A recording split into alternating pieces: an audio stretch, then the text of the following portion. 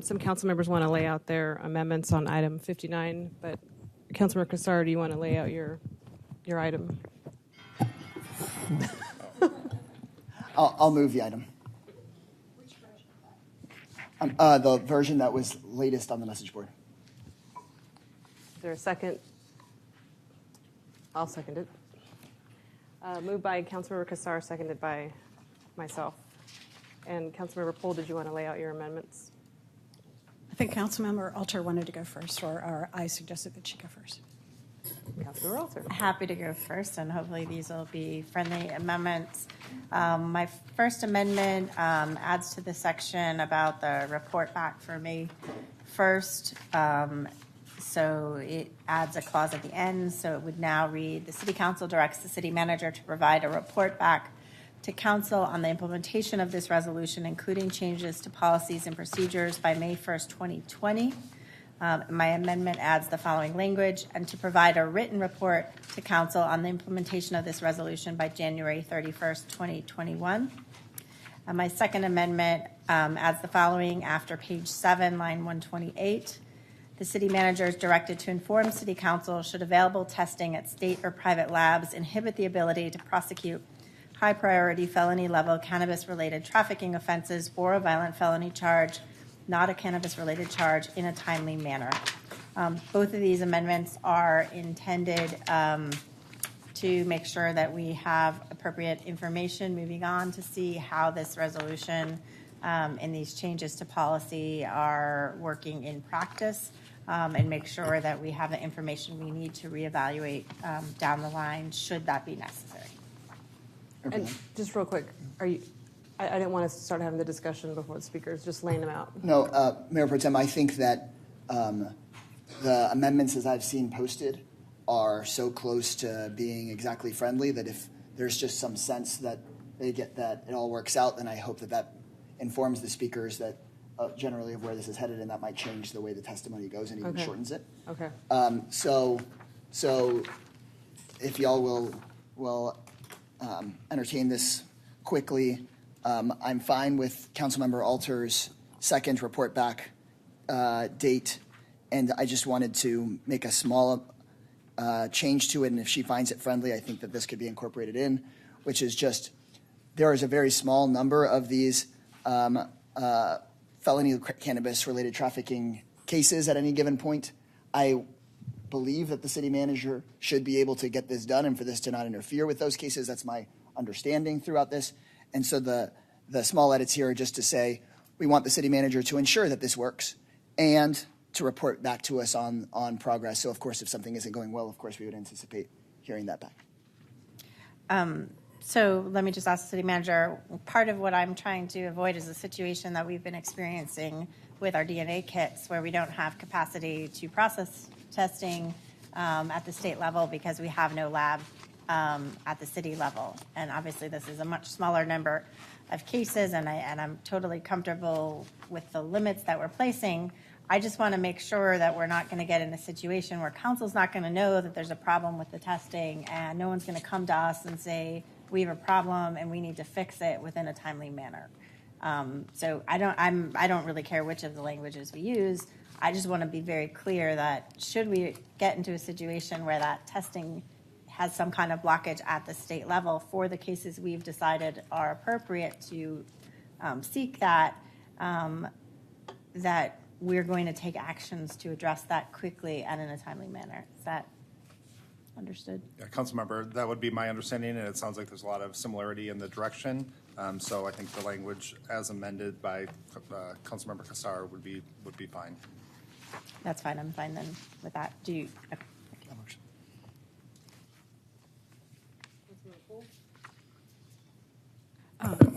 Thanks, Mayor Pro Tem.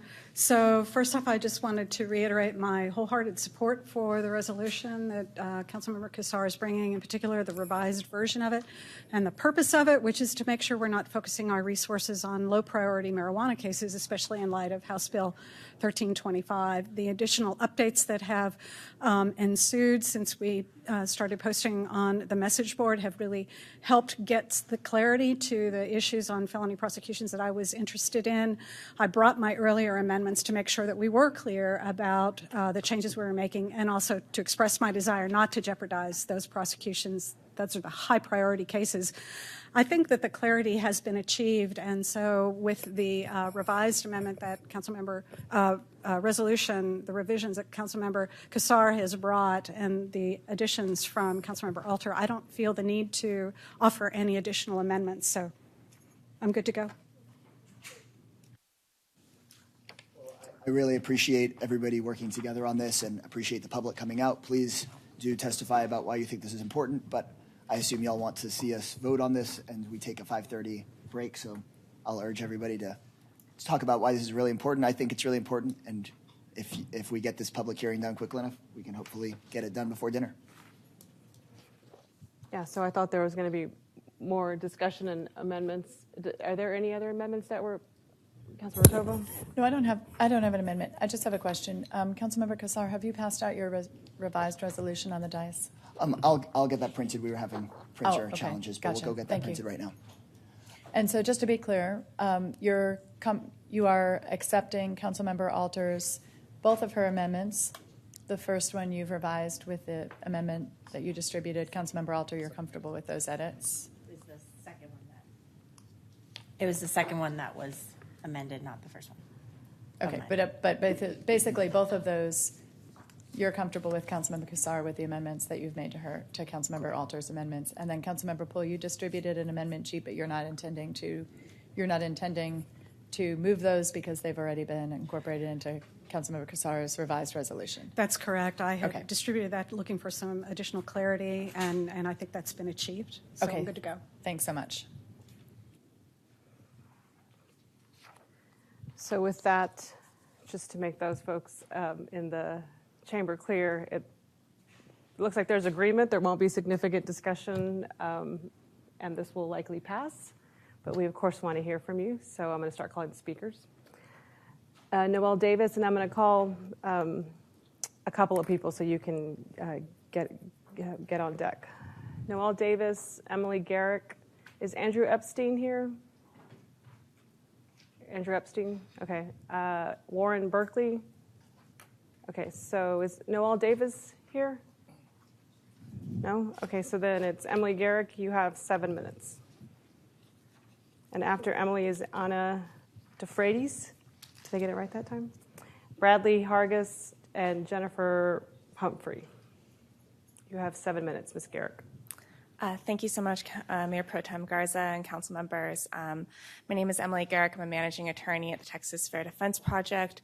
I am not going to speak for 7 minutes because I'm just so excited that this resolution is being presented today. I'm so thankful to the sponsors for bringing it and hopefully to the rest of the council for voting on it. This is just such an important issue for all of Austin.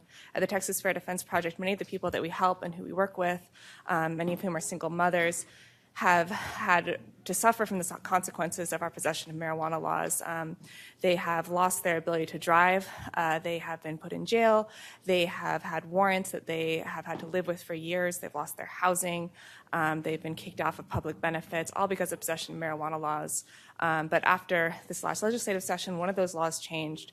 And as a result, prosecutors across Texas, including here in Travis County, have decided that they will be rejecting cases for marijuana offenses unless they come with costly testing, which is just not the best use of our resources. And as a result of that, law enforcement departments in Round Rock, the Round Rock Police Department, and the Travis County Sheriff's Office has said they will also no longer be enforcing these cases. And here in Austin, people are still being cited and sometimes even arrested for cases, even though those cases are automatically being rejected by the prosecutors. And so I'm really excited for Austin to join the other departments in not pointlessly citing or arresting people for cases that we know will be rejected. And I'm really excited for this resolution, which will just commit to not wasting our city resources just so we can start spending money on testing and prosecuting these really low-level cases again. I also just want to clarify something that has come up leading up to this resolution about felony versus misdemeanor. So under Texas law, any amount of a edible or brownie or oil that has THC in it, besides the plant substance, is a felony. So that means that this gummy right here, if it were a marijuana gummy, would be a felony under state law. So I'm so glad that you decided to clarify in this resolution that we are talking, when we have an exception for testing, we are going to have that be felony level trafficking. Will still be able to be enforced. We'll still have testing. This resolution won't interfere with that. But we want to make sure that people who have really small amounts of personal use marijuana and marijuana products are not going to be, we're not going to be wasting our resources prosecuting them. So thank you again to the sponsors for bringing this resolution. I'm so happy to be here. I think this is going to be a really momentous day for Austin and a really great step forward for equity and racial justice in Austin. Thank you. Thank you. The next speaker is Anna DeFreitas, and Bradley Hargis and Jennifer Pumphrey. You have 3 minutes.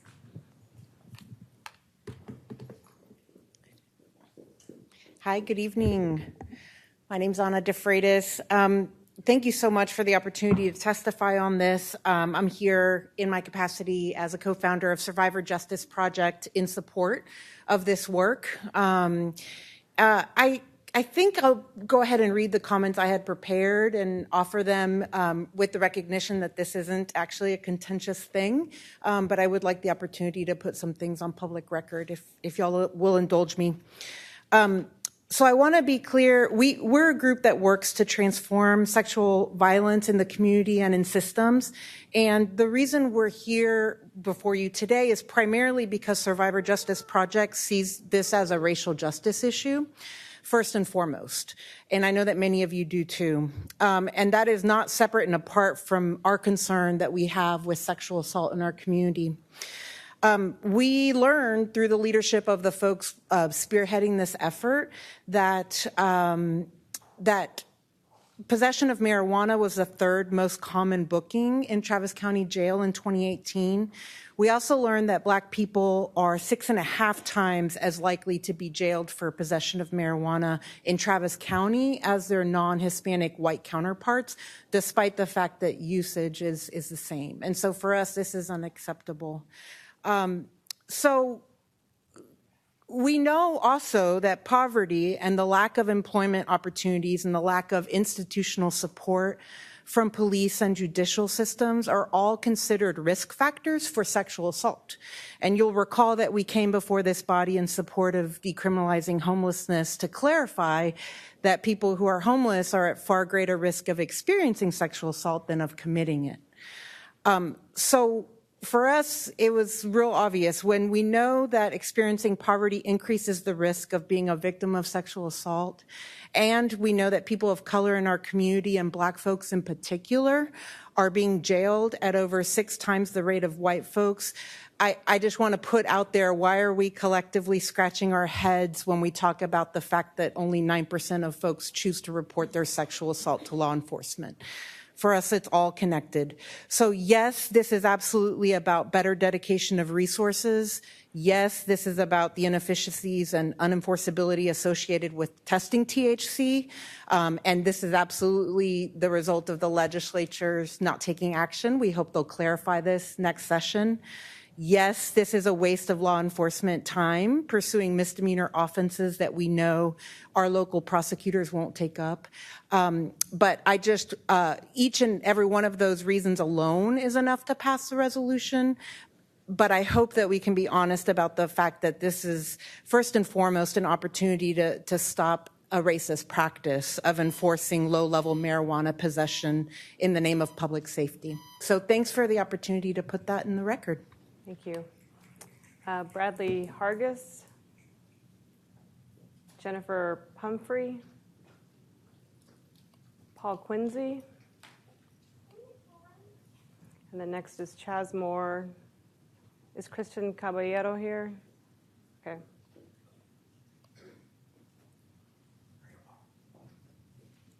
Good afternoon, Mayor Pro Tem, council members. I'd just like to note for the record that it is 4:20 in the afternoon.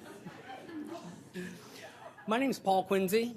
I'm an attorney here in town. I've been practicing criminal law in Austin for about 20 years now. I started off as a prosecutor with the county attorney's office, and during my time in practicing criminal law, I've seen a lot of changes in Austin, but one thing remains the same. Cannabis is very popular. And I very much appreciate that you have taken up this issue and that it looks like you're going to pass this resolution. Part of my job is to help people seal and expunge their criminal records. And when we're talking about criminal records, a lot of people assume that because this is Austin, that a pot bust is no big deal because the cases are going to be dismissed. But a criminal record includes the records of the arrest, not just the prosecution or conviction. And when somebody has an arrest record, it can prevent them from getting housing, a job, or even the opportunity to volunteer at their kid's school. So by cutting down on these arrests for these low-level and personal use marijuana offenses, I believe that you're doing a great thing for the people of Austin and living up to the values that our community espouses. So I'm so glad that you're looking forward to passing this thing, and thank you very much for your time. Thank you. Mr. Moore, you have 5 minutes. After you is Jax Finkel, and then Julie Stone. All right, yeah, I won't be too long either. Yeah. Well, actually, I'll just show some of them. We had a poster-making party for this tonight, and I think it'd be a crime not to show these. So I'm just going to, where's the camera? Can I get a camera right here? Show some of these. It looks like Greg Casady gets a like for this resolution. There we go. Councilwoman Harper Madison, you get a like. Fight crime, not plants. That's a good one. Thank you, Greg. The average age for the people that made these were 30. Thank you, Jimmy. Thank you, Natasha, again. Thank you, Flanagan, again. Hope you get well. Hope you don't have the flu, get us sick. Thank you, Kassar, again. Thank you. Many thanks, Greg, Jimmy, Natasha, Delia. And thank you, Councilwoman Delia. As you can see, I believe everybody that signed up so far to speak is in favor of this, except my one good friend over at the Austin Police Association. But we're working on that. We're working on slowly getting them over to the good side.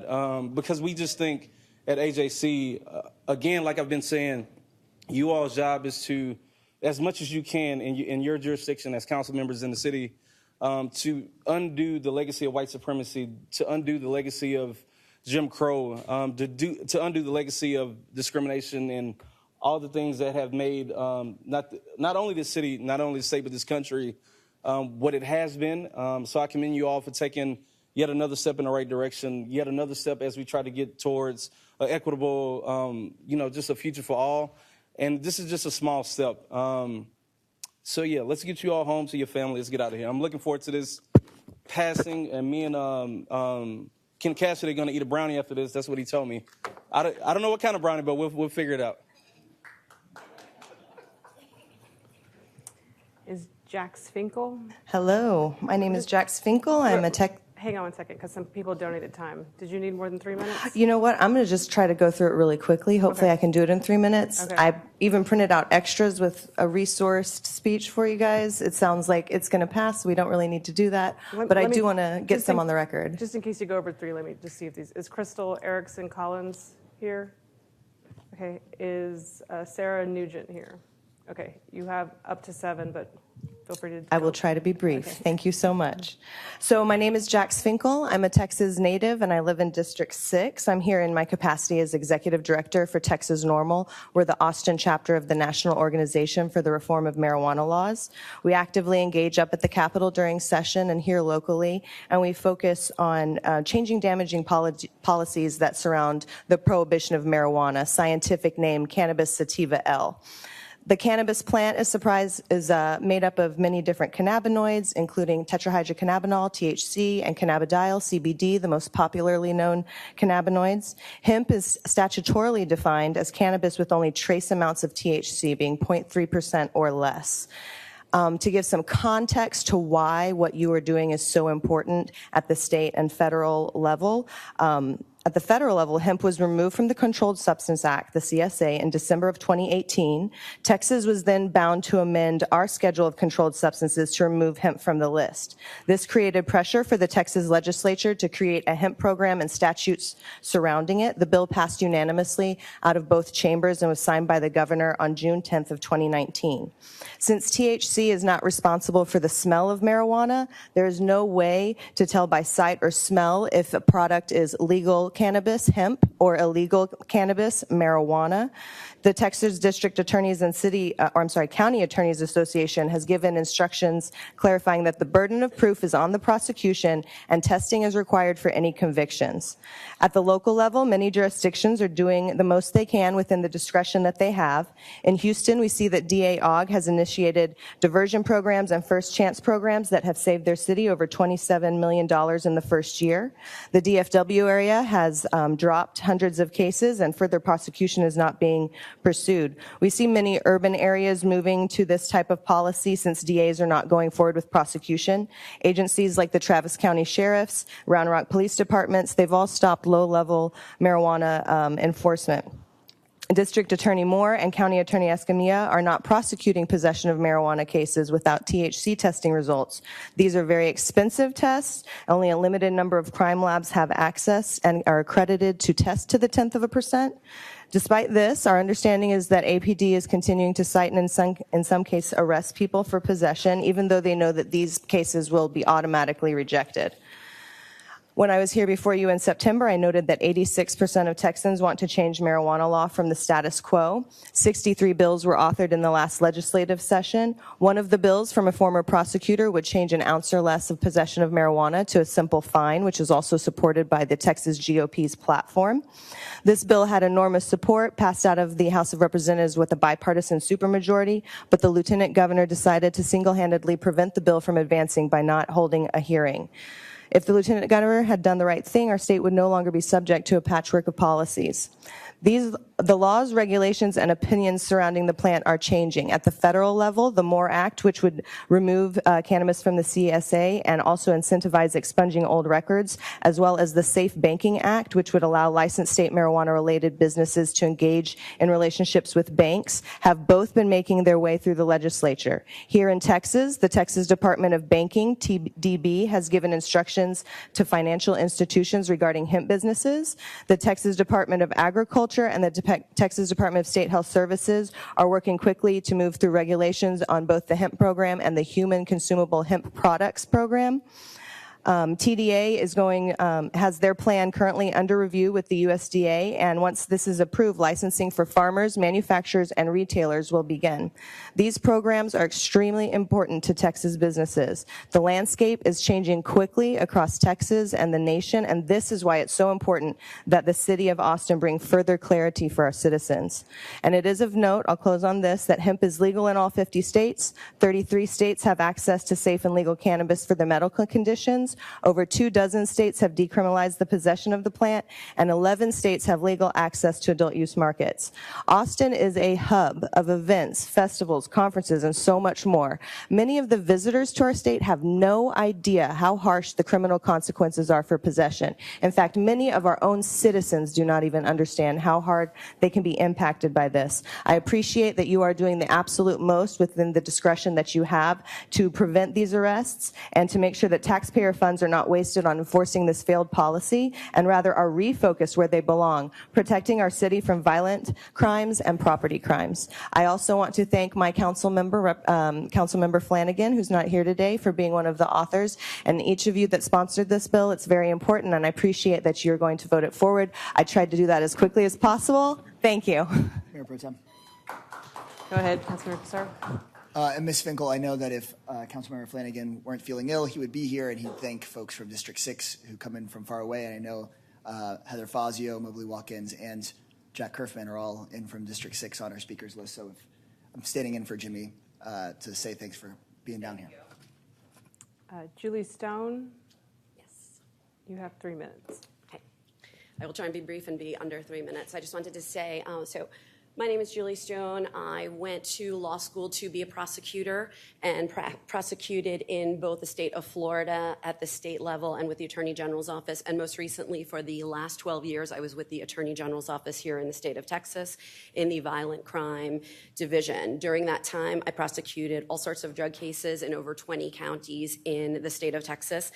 And during that time, during my almost 20 years as a career prosecutor and career public servant, I had the opportunity to go to these very different counties and speak on behalf. And now that I no longer work at the Attorney General's office and I am retired from public service, I feel that it's important to note that many of the prosecutors and many of the law enforcement officers that I speak to that cannot actually come out publicly and say that they are in favor of what you all are doing right here are very happy with the way that things have progressed, the way that things are progressing in Travis County. I believe that because our resources are so strained and limited that we need law enforcement to be freed up from the time-intensive job that these low-level marijuana arrests take up. Officers patrolling their arrests, jailing of the people, filling out the paperwork, submitting these reports to the labs to be tested, meeting with prosecutors to prepare for their testimony in court. All of these things take a lot of time and money and energy when the limited resources and finances of our labs throughout the state could be better served testing DNA, testing gunshot residue, testing blood splatter analysis, and really going after the real serious crime where we have true victims that need justice in this case. So thank you very much for your time, and I really appreciate what you're doing, and I know that law enforcement does as well. Thank you. Thank you. Heather Fazio, and then Phil Jarrow, Lori Zapinski. So Ms. Fazio, you have 3 minutes. Thank you. My friend Sarah here didn't sign up to speak, but if I could have a minute of her time, I'd appreciate that. Where is she? Sarah Todd. Sarah, okay, you have 5 minutes. Thank you for accommodating. My name is Heather Fazio. I am a resident of District 6. I'm also the director of Texans for Responsible Marijuana Policy, which is a coalition organization of about 25 different groups and many individuals working to advance more sensible marijuana policy in our state. The group we work with spans the political spectrum, demonstrating that the movement for reform is not about partisan politics. It's about people and the real lives that are being harmed by marijuana prohibition. One of our main objectives is to decriminalize cannabis in the state of Texas, eliminating the threat of arrest, jail time, and the criminal record associated with small amounts. I want to thank you all for your commitment in making this a priority in the city of Austin and bringing this forward. The legalization of hemp was the catalyst for this resolution and similar conversations around the state. But to be clear, it is actually the state legislature's failure to decriminalize cannabis that brings us here today. For years, county and district attorneys across the state have been trying to mitigate harm in their communities caused by these laws by using their discretion to institute diversion programs and by simply declining charges for low-level marijuana cases. This means domestic violence cases, for example, are getting the attention they deserve when prosecutors are not allowing their offices to be bogged down with these cases. Victims of real crime deserve justice, and we're unable to fulfill that duty to our citizens when we're arresting people and wasting valuable policing resources on small amounts of marijuana. We're navigating through an important time in history as we unpack the decades of harm that have been caused by these laws and create our path forward. As laws begin to change at the federal and state level, we are impacted here locally. It is and will be a challenge for our law enforcement agencies and officers who need to adapt to new policies which are sometimes conflicting. This resolution can help to give them clear direction, falling back on a basic standard of due process, specifically probable cause for arrest. But more than just enforcement, even in Austin, there needs to be a cultural change, especially when it comes to police officers and APD. No longer should cannabis consumers be considered or treated as criminals for the simple possession or use of this plant. Cannabis consumers are often young people, but at an increasing rate, they're also senior citizens. They are students and parents. Sick people, including military veterans, are using cannabis, and it is reprehensible that we still have laws on the books that would deprive them access to this medicine. This resolution is an important opportunity for the Austin City Council and the City of Austin to use legal discretion to reduce the harmful impact of our failing state policies. For many years, the people of Texas have wanted to see an end to these state laws that would have cannabis consumers arrested, jailed, prosecuted, and branded for life with a criminal record that will forever hinder their access to education, employment, safe housing, and many more collateral consequences. These lasting collateral consequences don't just impact the individual involved, but they also impact their families and our communities. This is the human cost of marijuana prohibition. And it's not worth it. It never was. Texans from all political affiliations agree that it is time for reforming our state marijuana laws until the state does that. We can and must, at every opportunity, work on minimizing the harm they cause. This is Austin's opportunity. I appreciate the council members that made this a priority by bringing it forward, and all of you for supporting its advancement, especially as we navigate some of the challenges with law enforcement. And I thank you very much for your time. Thank you. Phil Gero? Sorry if I mispronounced that. Philip Giroux. Giroux. I just first wanted to take the opportunity to thank you all for being on the right side of history, or at least discussing this in a civil way. I'm excited to be here today. I'm a former Texas police officer and served full-time with the Pflugerville Police Department from 2008 to last year, 2019. I was also employed as a jailer with the Travis County Sheriff's Office from 2006 to 2008. During my time as a police officer, I served as a patrol officer, narcotic detector dog handler, tactical team member, and field training officer. I'm a Texas Commission on Law Enforcement instructor and have taught numerous classes to other law enforcement officers, to include basic academy classes. The last 6 years of my career were spent in a supervisory role as a sergeant at the Pflugerville Police Department, the majority of which was on patrol, as well as criminal investigations. I hold a current advanced peace officer's license with the Texas Commission on Law Enforcement, and I've decided to leave law enforcement last year due to medical reasons. It's something that police aren't talking about enough, the epidemic of suicide, the epidemic of trauma-related mental health diseases, and it's something that needs to be out in the open. It's one of the reasons that I'm here, to bring it out in the open, and hopefully that more officers or former officers will come forward. I had an honorable career and I left in good standing. I'm here as a voice for those in law enforcement who aren't free to speak their opinion. The only people you usually hear from in law enforcement are executive members, the top brass. Regular patrol officers and police officers are not free to express their opinions regarding the law, specifically cannabis. I feel an obligation to tell my story because during my career I deprived many people, hundreds of people, for a plant. I deprived people of their freedom for a plant. My own personal medical conditions would qualify me for medical marijuana in every state that surrounds Texas. Texas does not have a medical marijuana program that is accessible or inclusive. The Texas Compassionate Use Program is so limited that almost nobody qualifies. People with cancer don't qualify. It has to be terminal cancer. I'm not sure how they make that decision. I choose not to take pharmaceutical drugs with side effects worse than my symptoms. I choose to use medical marijuana, even though it means breaking the law. Every time that I medicate with cannabis, I choose to commit an act of civil disobedience. I'm an otherwise law-abiding citizen, just like millions of other cannabis users in Texas. Relations between police and communities they serve are at a very low point. Is that my time? That's your time. Do you want to finish your thought? Will someone donate time? If you can go to the clerk, please. You have 2 more minutes. Okay. The origins of marijuana prohibition are rooted in racism and oppression, and these laws continue to disproportionately affect people of color. The laws and enforcement of law should reflect the values of the community. The reason law enforcement executives are so against relaxing laws on marijuana is that it will affect their bottom line. Asset forfeiture in drug cases is a big business for police departments. The resolution that I'm here to support would enable law enforcement, specifically Austin police officers, to focus very limited resources on issues that deeply affect the community. Violent crime and property crimes such as home burglaries strongly affect people's sense of security. So many resources are lost enforcing misdemeanor marijuana cases. It regularly takes several hours to book a person into Travis County Central Booking, taking officers off the street for extended periods.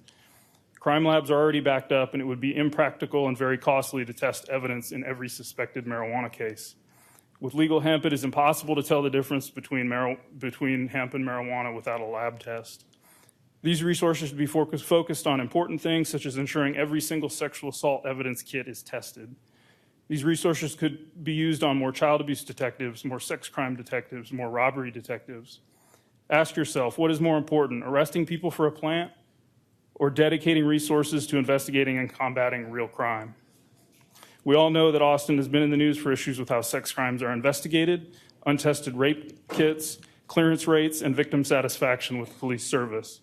This resolution offers a real opportunity to reallocate resources to help solve these issues. Thank you for your time. Thank you.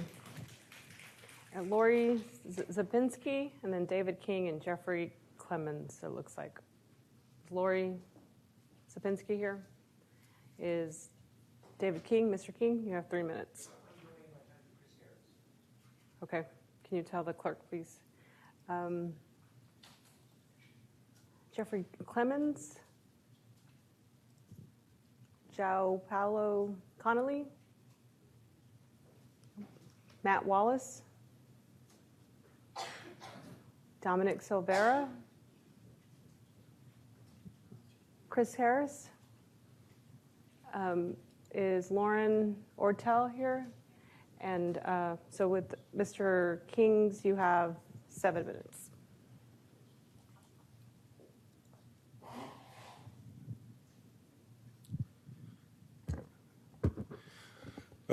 Thank you all. Hi, Chris Harris. I'm in District 4. And I firstly just want to thank you all for making this historic step today. I think this is a really great step forward in the community.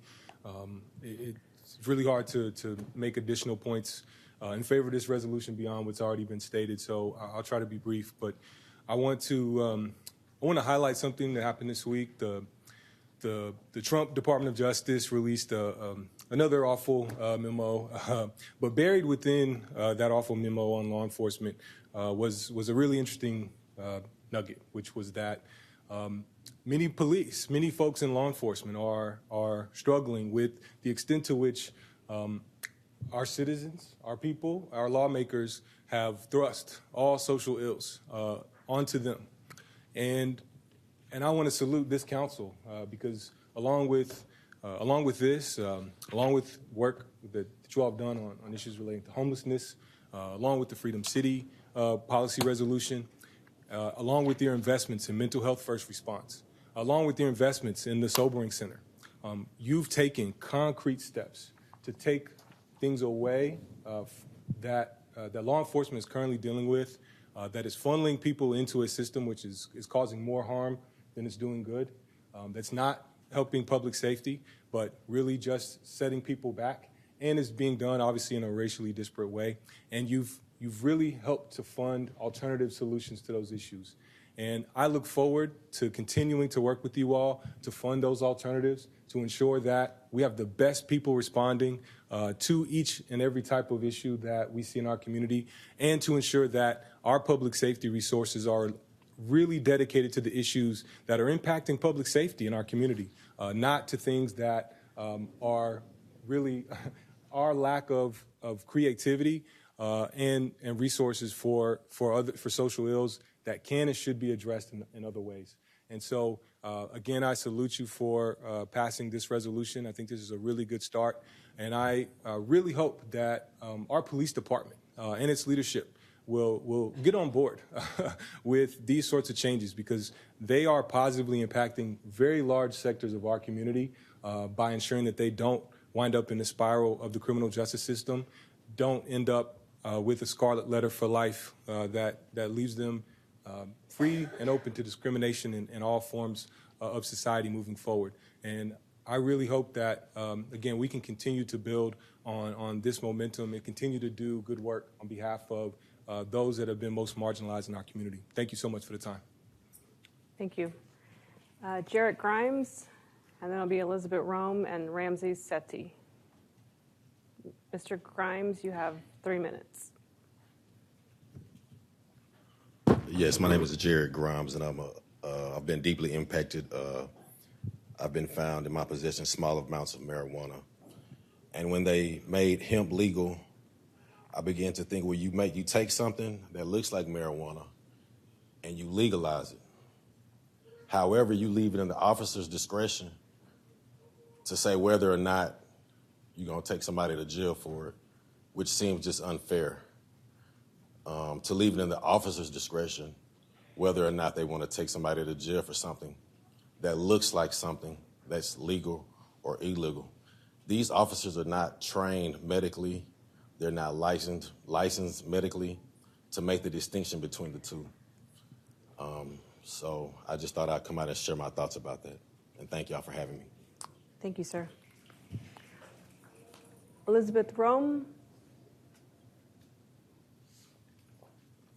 you have 3 minutes. Thank you. Hi, my name is Elizabeth Ream. I'm an attorney licensed in Texas. I want to thank all of you for voting yes on item 59 today, and thank those of you who are sponsoring this item. This is really important in the movement for racial justice and also criminal justice reform in Austin.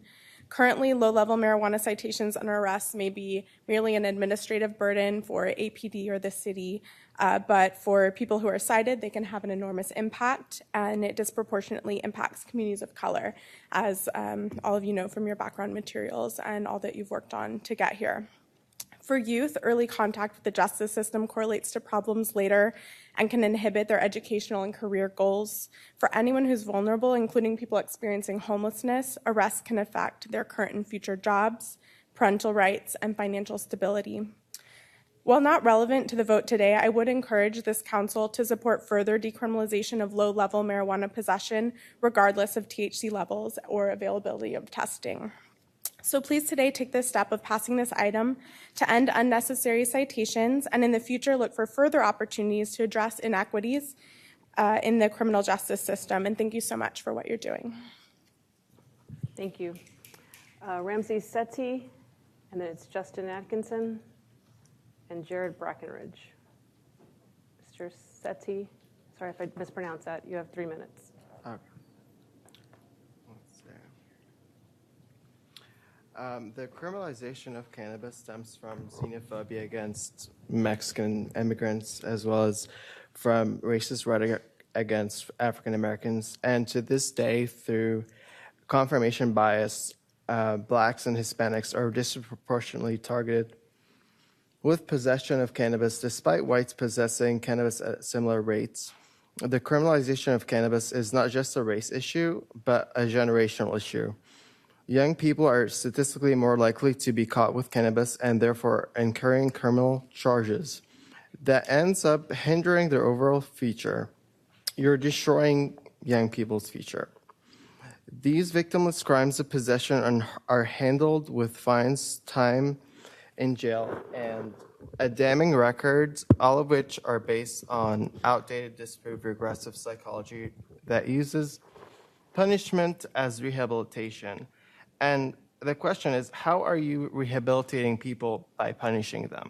How are you rehabilitating people by socially isolating them, traumatizing them, and putting them in cages in human zoos? Because that's what jails and prisons are, a human zoo. Our justice system relies heavily on punishment, seizing of resources, social isolation, psychosocial degradation, and then reputation damnation as means to rehabilitate people, when all of which are disproven by modern day psychology.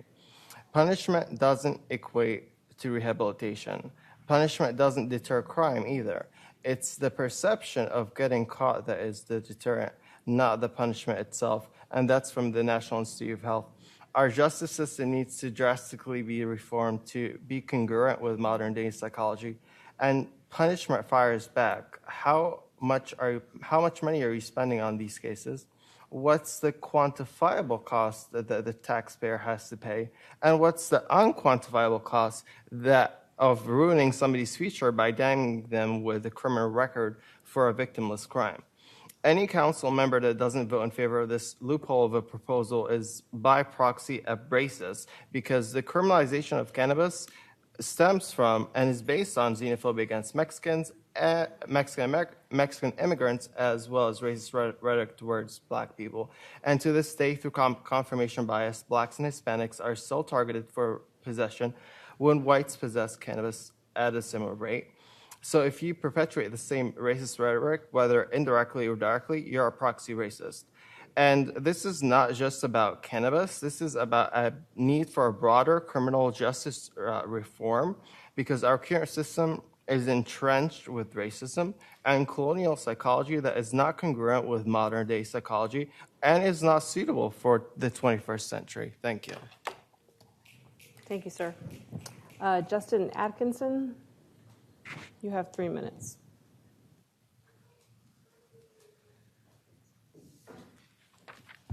Hi, everyone. Good evening. My name is Justin. I'm a legal advocate with the SAFE Alliance here in Austin. I have a prepared statement from the SAFE Alliance.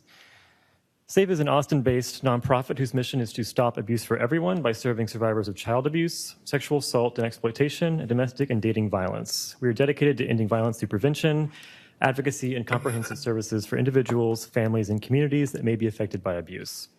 SAFE urges the City of Austin to prioritize funds and resources towards programs and services that support survivors of violence. SAFE clients regularly face challenges accessing basic needs such as housing, employment, and food, because for them it may not be safe for them to do so. These survivors are working through trauma and trying to regain their self-worth. For our clients who may have the added burden of a criminal offense charge, access to basic needs and safety becomes much more difficult. We hear from clients with low-level, non-violent misdemeanor charges, either traffic-related violations or marijuana possession, that are unresolved either through fines or fees or active warrants due to failure to appear. Many of these clients share that they have been unable to resolve these charges due to safety and financial concerns. Being arrested is an obstacle for anyone. However, for victims of violence or abuse, this can be paralyzing in their route towards safety. The SAFE Alliance does not ask clients coming in about their criminal history. Clients can choose to do so if they want. For example, clients with existing charges, warrants, or other involvements with the criminal justice system may hesitate to choose not to seek medical services after a sexual assault, for fear that police involvement would instead lead to their arrest. Clients may also be afraid to file for divorce or custody of their child against their abuser, out of fear their abuser may disclose this information to the court, either leading to arrest or to be denied access to their children. SAFE proudly serves residents of Austin, and we want Austin to be a beautiful and thriving city. To achieve that goal, our residents need to be self-sustaining, successful, and contribute positively to our community.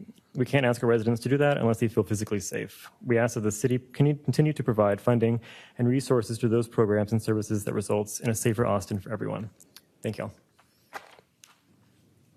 Thank you. Jared Breckenridge, and then it's Nathan Murphy and Mary Elizabeth. Good evening, members of council. My name is Jared Breckenridge. I'm from Houston-Tillotson University, the oldest institution of higher learning here in the city of Austin. I come before you on behalf of many of the students at my campus. Prior to this meeting itself, I was, letting them know about what was happening, this groundbreaking change that was about to happen here. And so I'm very proud to know that many of you guys are all on the same page. That tells us that we're moving in the right direction.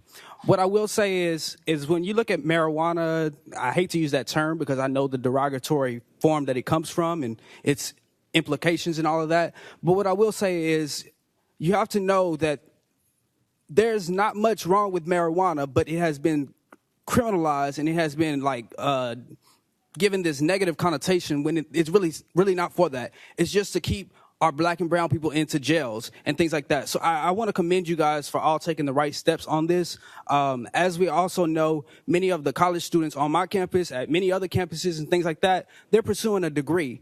But halfway through it, they get caught with marijuana in their pockets, and now they have a criminal charge. They can't go get the jobs that they've studied for. So you've studied all this time, and you're about to graduate, but now you have a criminal record, such as a teacher. Once we have those felonies and things like that, we can't. It kind of goes down and down the drain. But yeah, I just want to commend you guys for doing this, and I just want to say, don't stop here. Keep going. Just as our homelessness things that you guys have tackled, don't just stop. And when that governor, when he comes to your door and he knocks, because he's gonna knock, and that's okay. Do not turn back around. He's gonna try and intimidate you. Move in the right direction. Thank you. Thank you. Nathan Murphy, Mary Elizabeth, and Ken Casady. Mr. Murphy, you have 3 minutes. Thank you.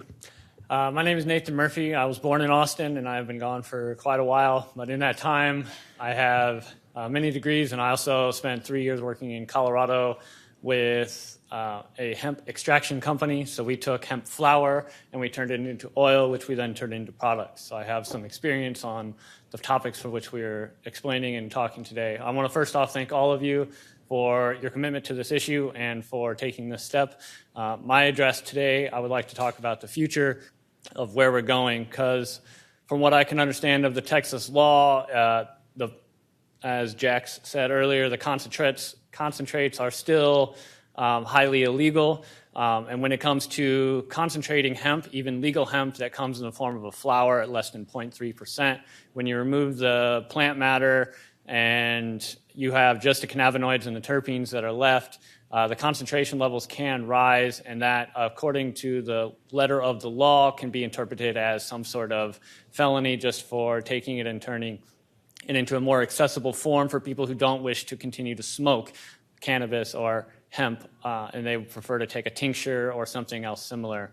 So I just want to encourage you to take the next steps and to look into ratios of THC to CBD, and as we move into further marijuana decriminalization and absolute legalization, I would encourage you to continue to look at concentrates as another form of safer access for people who don't wish to smoke and for other topics. I thank you all for your time and for looking into this matter again in the future, and specifically my new district council member and Kitchen. Thank you very much for your work. Thank you. Mary Elizabeth, and it's Ken Casady and Andre Dysert.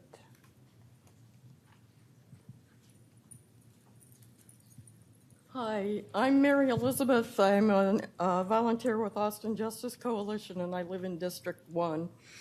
As you've heard, arrests for low-level marijuana possession waste community resources, and the law is applied inequitably. Black citizens are arrested at 6.5 times the rate of non-Hispanic white people. If this law is not removed from the books, we need to see that it's applied equitably and that resources are wasted equitably. And that means a significant increase in the arrests of white people, people of European descent. I think this would increase, this would put a dent in white supremacy, and the law would be applied fairly, and like I said, resources would be wasted equitably.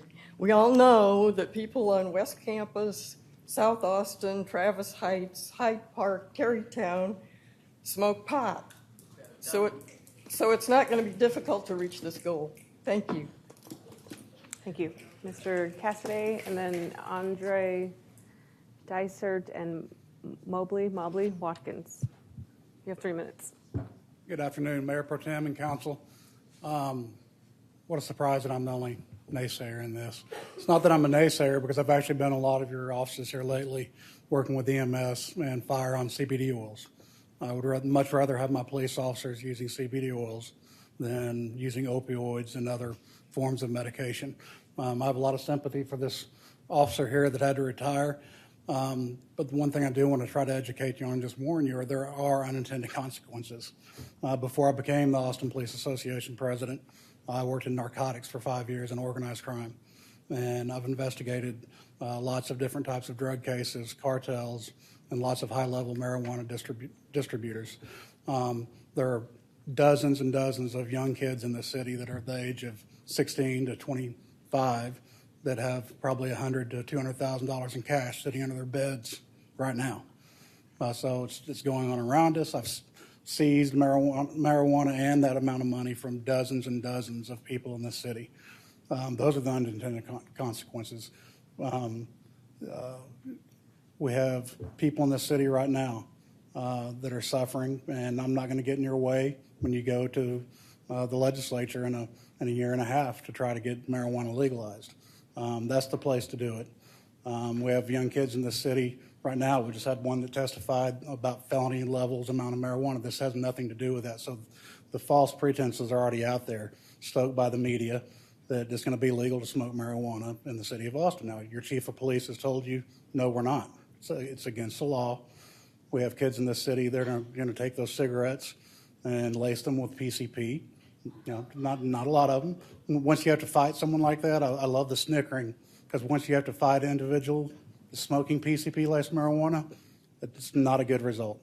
It's never a good result. But you have to think about the unintended consequences. I'll be there behind you when you go to the legislature in a year and a half. Like I said, I'm all on board with CBD oils, but just think about the unintended consequences. Thank you. Andre Dysert, you have 3 minutes. Yeah, thank you. I'm Andrew. I live in District 10. I just want to thank the council for taking this up. It's going to make a profound and positive impact on our community. I'm looking forward to seeing the resources that will be saved going towards more compassionate programming. So thanks again. Oh, thank you. Mobley Watkins. And then it's Michael Ward and Brianna Bird. So Mr. Watkins, you have 3 minutes. My name's Mobley. I am grateful for your time. I'll be brief. I'm also very grateful that there doesn't seem to be very much controversy on this subject among the people who will be voting on it. I'm a proud resident of District 4, and I'm also a musician in the city.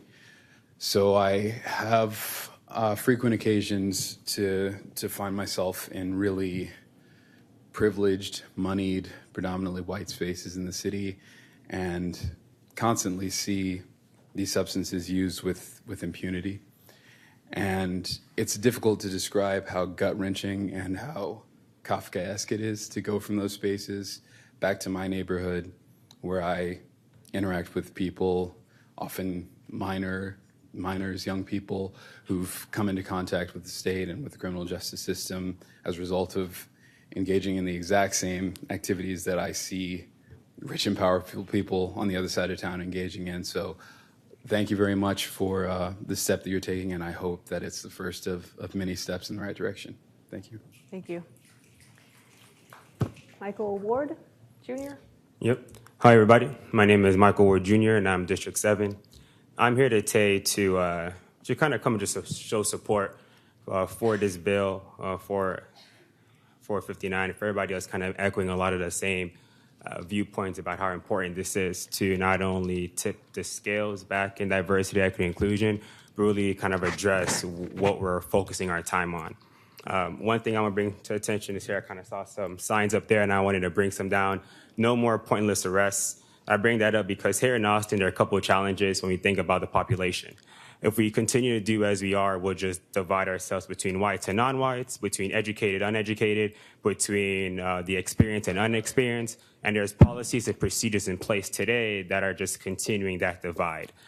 You see it in numbers where Austin is one of the fastest growing cities in Austin, in the United States. However, it has a depleting African-American population.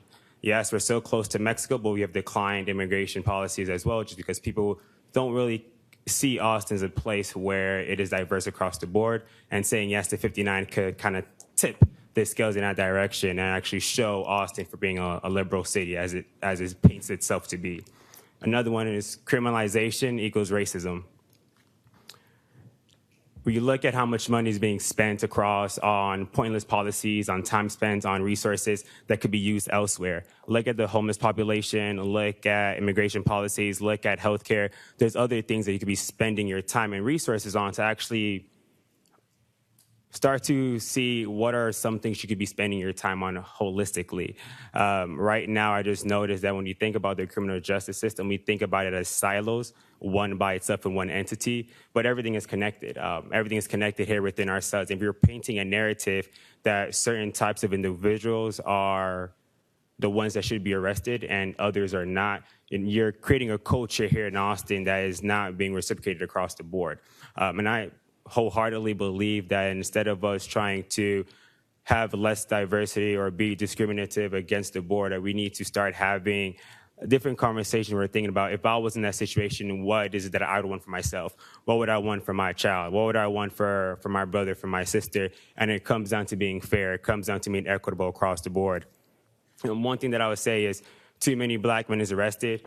And I mentioned earlier about of us just wasting time and realizing that, hey, if we are arresting black men predominantly more than anyone else, then that's impacting our workforce. That's impacting families. That's impacting businesses that could be built. It's impacting families that don't have stability. Like, all these actions are building one after another, and we need to realize, well, what are the consequences that we are creating? What are the chain of events that we're creating once we are either just isolating individuals, just focusing on one over the other? And thank you. Thank you. Our last speaker is Brianna Bird. If there is anybody else that signed up to speak, can you raise your hand? And I haven't called you. Okay. You have 3 minutes, Ms. Bird. Okay, thank you so much. I just wanted to step up here and say hello to everybody. I'm a representative of Jump On It and an extension or an affiliate, Jump On It University. And we work with youth in the community, and a lot of them come from the court systems, and a lot of them have cases similar to what we're discussing today. And to minimize the decriminalize that is an important impact in their lives and what we're doing, and it would definitely be to their benefit. And I have the executive director here who would like to speak as well.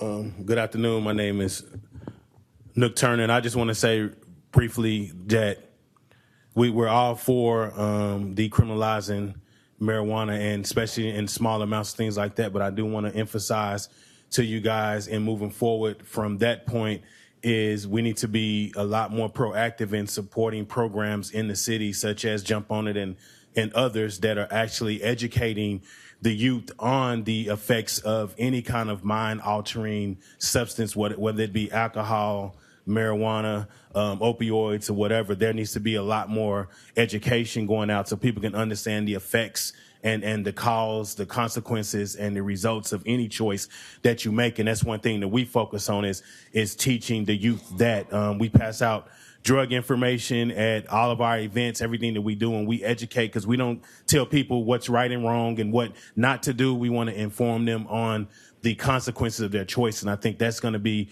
very important in moving forward, regardless, is that we put more into our educational programs that do cater to blacks and Hispanics to get the information out. And so it won't be a miscommunication of, oh, it's cool to smoke weed, it's cool to go out and break the law, because until it's passed as marijuana is legal, it is still illegal, and we still want to get that information out as much as we can and educate our youth to not be in situations where they can be arrested, detained, given a ticket or anything. We teach them to steer clear of anything that'll cause them any kind of legal implications for what they do. So, we support that, and we support you guys moving forward on that. But you guys also have to understand, support the organizations that are out there educating the youth and educating the ones that are targeted most by marijuana. Thank you. Those are all the speakers I have signed up, but I'll just read the following folks who signed up for item 59 but are not asking to speak. David King, Bo Delp, Jack Kerfman, Selena Z, Heather Heiss, Al Amato, Angela Benavides Garza, Julie Nietzsche, Brooks R., Sarah Todd, Shersis Carter, I apologize if I mispronounced any of these, Kate Graziano. Does anybody have any discussion, questions, statements? Councilor Rickassar? Well, thank you to everyone who testified on this item. Thanks to all of the city staff from city legal and the police department and everyone that's worked to get this to the place that it is. And I appreciate that this is just one step of many that are important for us to take. Before we take the vote, I just want to talk about, again, from my perspective, why it's so important. We've heard from folks that have lost their jobs because of low-level marijuana offense. We've heard about clients in a domestic violence shelter who are afraid to seek medical or legal services because of pending warrants or low-level marijuana offenses. The ACLU highlighted in a report a musician working in my district who lost not just his job but also his driver's license, so he couldn't drive to gigs anymore and quit playing music. All of those things just aren't right. There's a human cost, obviously, but I think there's also a public safety cost. I think that us spending extra dollars to pursue these low-level cases not only isn't right, but I think actually makes us less safe, because that instability in people's lives, I think, is part of what drives lack of safety in our community. And so I think that this decision isn't just right for all the reasons laid out here, but also because I think it makes us better off. So I think it's time to do the right thing. It's the right thing for criminal justice reform. It's the right thing from a common sense perspective, and it's the right thing for racial equity. We had a lot of testimony here on racial equity issues, and I really appreciate that the police department keeps good data on different offenses and makes that data available to the public. Publicly posted as backup to this item is the 2019 citations for marijuana, and there were 432 citations. 201 were marked as Hispanic or Latino, 163 Black, 3 Asian, 64 white, and 1 unknown. So that's a total of 432. That means 84% were for Black and Latina Austinites, who we know compose in the low 40% of the population in the city. So I think folks raising that racial equity issue are raising a real issue in the city, an issue that isn't solved by this resolution, but I think this resolution is acknowledging that. We know we have so much more work to do, and we appreciate you all continuing to organize to push us to do the right thing. I think that this, I just really also want to thank my colleagues for them working together with me on it, even up into these last-minute amendments, so I appreciate each of y'all's support. I do think it's important to know that, of course, we cannot change state law, and so this is not a change to the state law, and we want people out in the community to know that, but it does really reprioritize what it is that we're focusing on, with the goal of eliminating all the penalties, as well as getting as far as we can go under state law to as little enforcement as we can get. I just want to make brief comments as well, and they're similar to the ones I made at our press conference on Tuesday, that the state created an unfunded mandate by legalizing hemp, because it means that in order to enforce marijuana laws, local governments have to purchase expensive test equipment that isn't widely available. The state also imposed a revenue cap, which means that every spending decision that we have as a council looking forward, we have to think of very carefully to determine whether it's worth limited resources. Other jurisdictions, including Travis County, have said they are not prosecuting these cases. Round Rock Police are no longer enforcing these types of cases because it isn't worth their resources, and others are following suit. As mentioned several times, a negative impact on a person's life of a marijuana-related arrest or citation, along with the history of inequitable enforcement and relatively minor public safety impact, make enforcing these offenses not worth it for the city of Austin. It just doesn't make any sense. We have right now federal laws that conflict with state laws, because states have decided the values of their people, and it still conflicts with federal drug laws. I see this as an instance where our state laws conflict with the values of Austin, and we need to use our resources the best way that we can. I respect everything that APD does, but council is responsible for deciding our policy and our priorities and how we use our resources. And I thank you, Councilmember Casar, for asking me to co-sponsor, and I look forward to voting yes. Are there any other comments? Councilmember Renteria? Yes, it's very sad that, even at years back, where in the 70s, where we had a person that got caught with one joint and was given life in prison. And those are the kind of things that have destroyed so many lives here in the United States. I have veteran friends that are saying that they're willing to kill us by giving us all these opiates and painkillers, but they won't let us smoke one joint because we'll lose our veteran benefit. And that's what's been going on in this country, I wish that it was possible to legalize it so that we wouldn't be destroying life. I had a brother that had an accident that it wasn't even his fault at work, and they tested him, and he later on he had not even smoked for a week, but he still was in his blood system and his urine. And he got busted, and he lost his job and all his benefits. These are the kind of things that have been going on, and, I'm going to be supporting this, of course, but I wish that we were able to go a little further, but I know we can't. It's a federal law, and I just want to make a statement to the people that watching TV here, and to let them know that, this marijuana law has been going on and has been destroying a lot of lives and caused a lot of hardship to our people. And so I'm really proud to be able to support this, and hope in the future that this country realize that we need to start sending people to jail because they got caught with a small amount of marijuana, and legalize it. Councilmember Kitchen? Yes, I appreciate and agree with everything my colleagues have said, and thank you. I would only add one other thing, and that is I wanted to speak to some misunderstandings that I've heard, and just reiterate what others have said.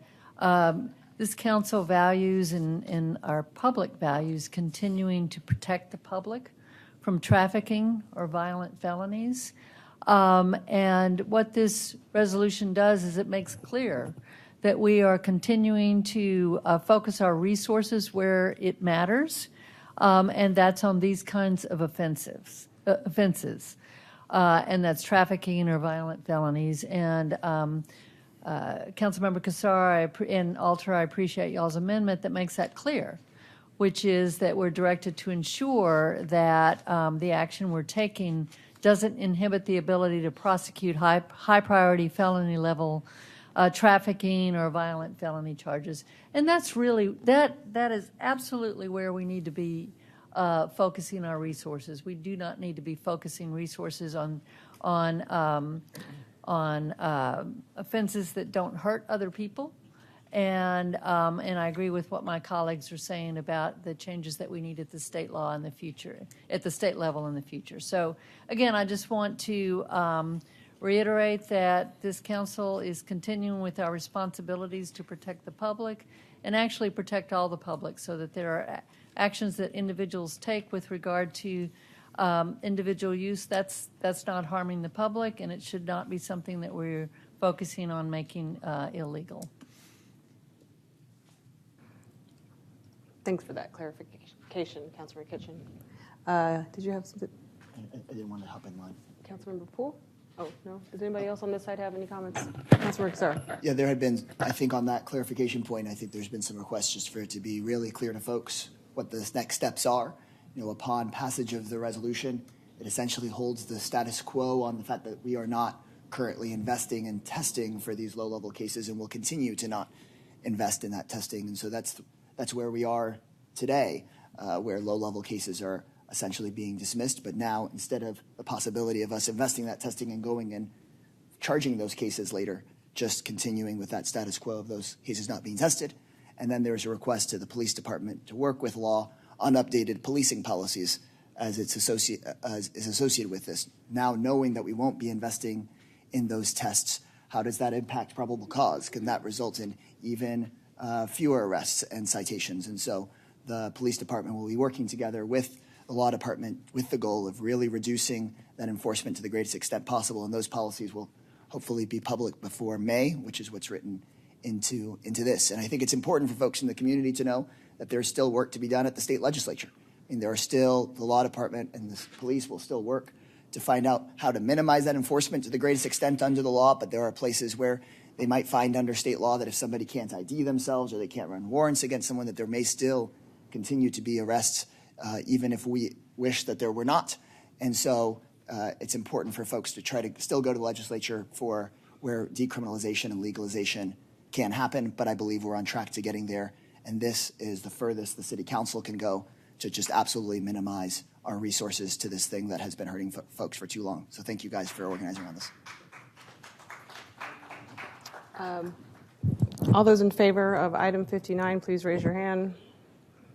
That passes 9-0 with Councilmember Flanagan absent and Mayor Adler absent. We've disposed of all today's items, but please stick around for live music. We're adjourned at 5:19. And proclamations.